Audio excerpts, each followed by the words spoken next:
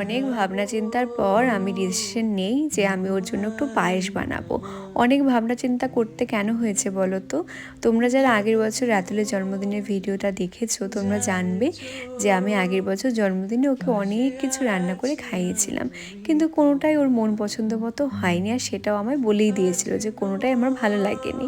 তো দুদিন আগে ও যখন আমায় জিজ্ঞেস করেছিল যে আমার জন্মদিনে কি করে খাওয়াবি, আমি ওকে বলেছিলাম না বাবা, তোমায় আমি কিছু রান্না করে খাওয়াবো না, কারণ আমার হাতের রান্না তোমার খুব একটা ভালো লাগে না। তো সেটা শোনার পর থেকেও বলে যাচ্ছে যে না কিছু করিস, আমি খাবো, আমার ভালো লাগে।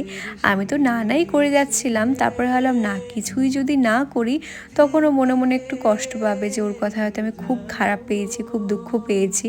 তাই ভাবলাম না কিছু একটা করি। তো জন্মদিনে করার জন্য সবথেকে বেস্ট চয়েস হচ্ছে পায়েস রান্না করা। এটা করে আজকে ওকে খাওয়াবো। দুধটাকে ওদিকে আমি জাল করতে বসিয়ে